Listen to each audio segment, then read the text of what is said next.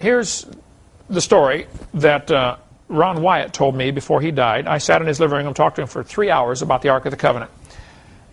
He said, Brother Hovind, I found the Ark of the Covenant. I said, yeah, right. Okay, and I'm Methuselah. I'm still around. He said, no, Brother Hovind, I really did. I said, well, tell me about it, Ron.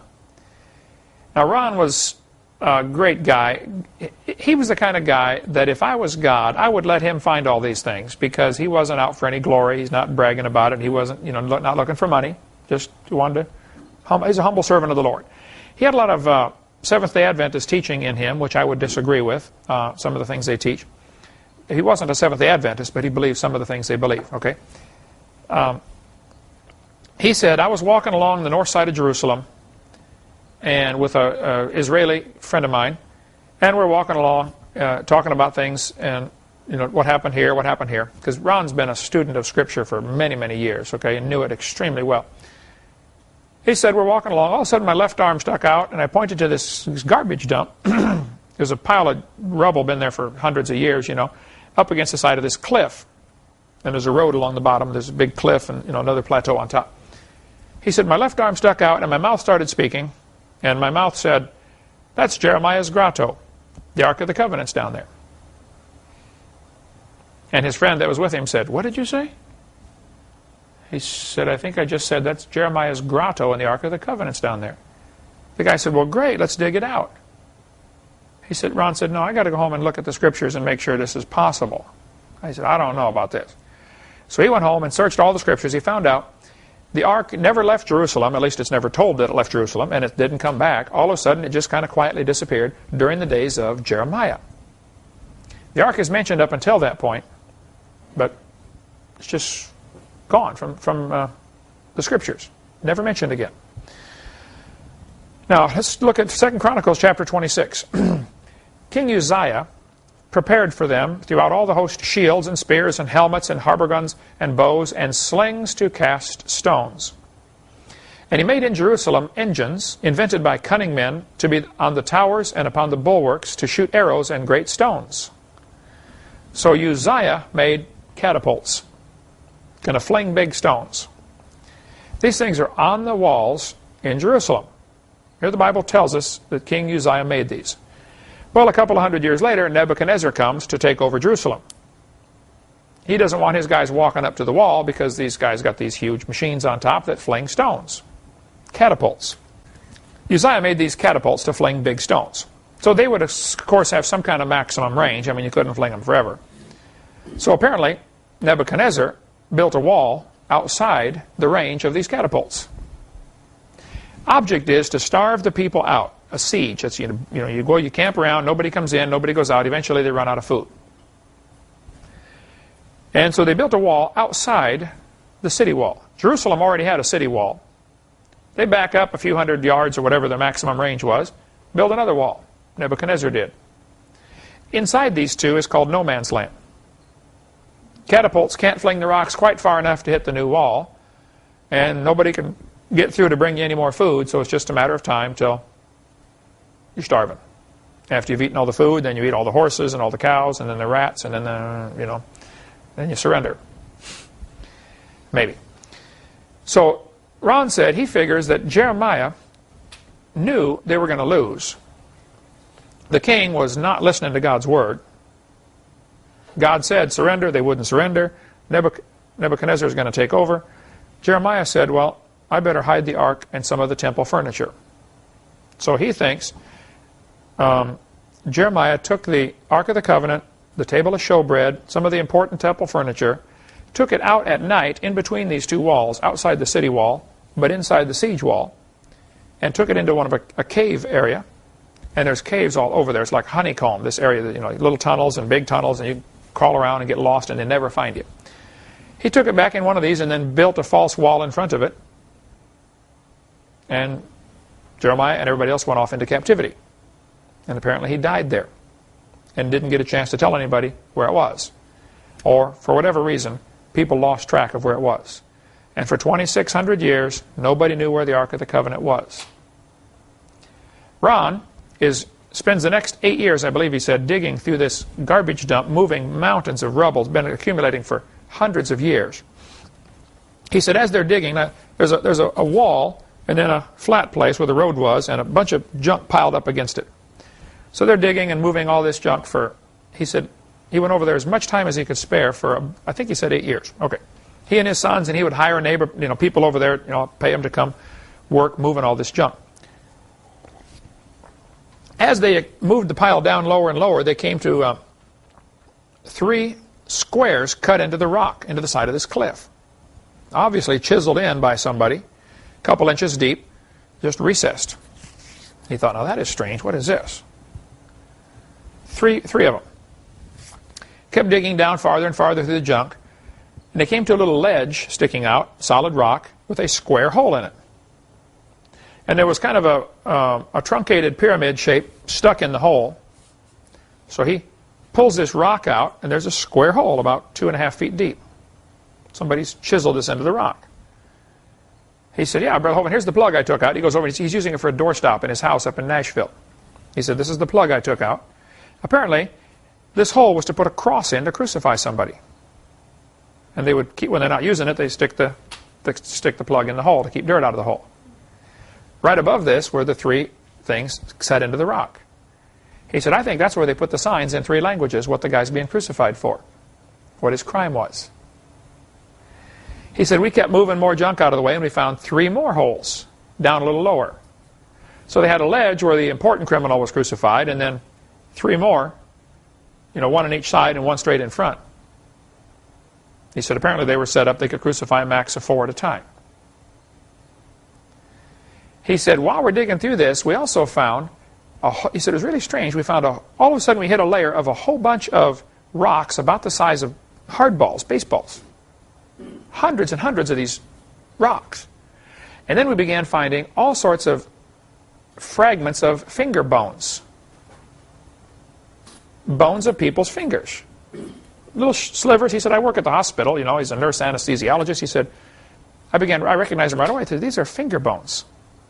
What are they doing here? And he said, man, I bet this is where they stoned people to death. Everybody's throwing rocks at you. What are you going to do? Put your hands up to cover your face. It's going to smack your fingers right off. So he said he's digging along, and he notices from this one hole up on the ledge, the one by itself, there's a crack in the solid rock. He said it's this huge solid rock slab, and there's a crack right in the middle. So I thought that was kind of strange, about a ½ inch wide, just a little crack, but real long crack, running straight out from the foot of this square hole. He said, we didn't think anything of it. We're over there digging and spending weeks and months, and after several years of digging over there, they find this cave system which goes everywhere. Here's a picture of Ron going into some of the caves. He said, many of these holes you have to breathe out in order to squeeze through. I mean, it's that tight. He said, we're digging and exposing these things all over the place, and we find this little cave, and we squeeze in and find out there's nothing there, so you go back out and find, He said, we're exploring all these caves. He said, all of a sudden, one of my Arab friends came out through one of these little holes, and he said, I quit, and took off. He didn't even give me a chance to explain why. He just said, I quit. It's sort of like the cave crawler, only all rock. No way to rescue you, okay? That cave crawler we did up at the Sequoia Cave, or Cave. In Alabama, Childersburg, Alabama. Oh, anyway. The Soto Caverns, thank you. Okay. So Ron squeezes into this area, and he squeezes through and opens up into a bigger room. And he said he's looking around in there with his flashlight, and he sees a little gold glint, flash back at him. So he goes over and he, dusts this thing off, and there's the table of showbread. He thinks it's the table of showbread. A little table, a little smaller than this, all gold. And he said, and he looked back in this one end area, and he could see this on the far right side. The upper picture is a picture that he drew. He said it looked like a box made out of solid rock. Somebody taken this big rock and hollowed out the middle, chiseled out the middle, and put a solid rock lid on top of it. He said, but it was real close to the ceiling, and he said, I couldn't get my head over the top to see what's in the box. But the lid had been cracked, and part of it was moved away. And right above the crack in the lid was a crack in the ceiling. And he said, we finally did a bunch of measurements and figured out that crack in the ceiling goes straight up to the crack that we found earlier up above from this where the cross was. He says, I think Jesus, when he died on the cross, the Bible says the rocks rent, and his blood ran right down through that crack, right onto the Ark of the Covenant, which was inside right below him, in 15 or 20 feet of rock. I mean, that sure preaches good. I don't know if it's true or not, right? But that's the story Ron told me. And some people really blast Ron Wyatt for all sorts of things. Well, he never, they'll say, some of his finds were never documented. Well, that may be true, but that doesn't prove they're wrong. Not documented is not the same as proven wrong. A vast difference, right? And he gets blasted all the time by these guys who, one guy said, how can one man find so many things? I said, well, how much time do you spend over there? He said, none. I said, okay, well, then he's probably likely to find more than you. You don't need to be a genius to figure that out. But according to Ron, Jesus, when he was crucified on the cross, and it's not even, Golgotha that they show you when they go on the tours of Israel over there, they have this place up on top of a hill. He said, that's not it. He said, it's right here. It's garbage dump. So Ron says he found the real place where Jesus was crucified, and the real Ark of the Covenant. He said he finally did get to where he could move the concrete lid out of the way and look inside. And he said he thought about it long and hard before he touched it. He remembered the last guy that touched it, Uzzah. God struck him dead. But then he said, I'm a blood-bought, born-again Christian. Uzzah his sins were covered, mine are cleansed. He opened it up. Inside were the 10 Commandments. The bowl of manna wasn't there, and Aaron's walking stick wasn't there. Why? I don't know. They're never mentioned. Again, after the one time they mentioned that they were in there, apparently they rotted eventually, and they threw them away. But that's his story. He says he didn't move it. He just went and told the Hebrew high priests, or whoever, the authorities, hey, I found the ark. Come with me. He showed it to them. They didn't touch it either. They still haven't touched it. It's still there. Nobody's moved it. He said he wouldn't make a big deal out of it because he didn't want to start World War III.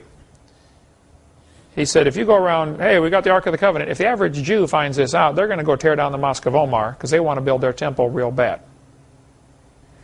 You remember the guy that came here and played the harp on our back porch? He stopped in. He said, Brother Hovid, I saw your tapes. I love your ministry. And we get a lot of people stop in, to visit us. And I said, well, what do you do? He said, well, I play the harp. He's a professional harpist, and he gave us a couple of CDs that he's made. It's just incredible harp music, And he brought his harp on the back porch and set it up on the gazebo, and we had all of our staff come in there while he played the harp for us. Gorgeous music. I said, Brother, what do you know about the harps in Israel? He said, well, I'm helping them make the harps for the temple worship in Israel. Because, in the Bible, they had so many people that had harps, they played in the temple. I said, really? He said, yeah. He said, I've been over there many times to Israel helping them make the harps to get ready for when they rebuild the temple. He said, they've got, 30 or 40 or 50 of them made now, these harps, these little special harps they built. I said, well, have you talked to the high priests about the Ark of the Covenant? He said, yeah, it's really strange. He said, they've been over there working like mad getting ready to build their temple. They've got the harps ready. They've got the high priest garment ready.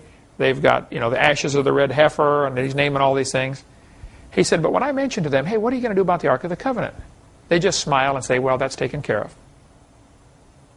He said, they won't talk about it. But Ron said, with a jackhammer and 30 minutes, you could knock a big hole in the wall over there and get that ark, just walk out with it.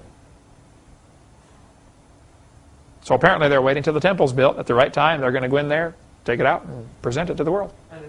Anyway, Ron says the Ark of the Covenant is still there. It has 2 angels looking down at the mercy seat. The wings are touching, just like the Bible says.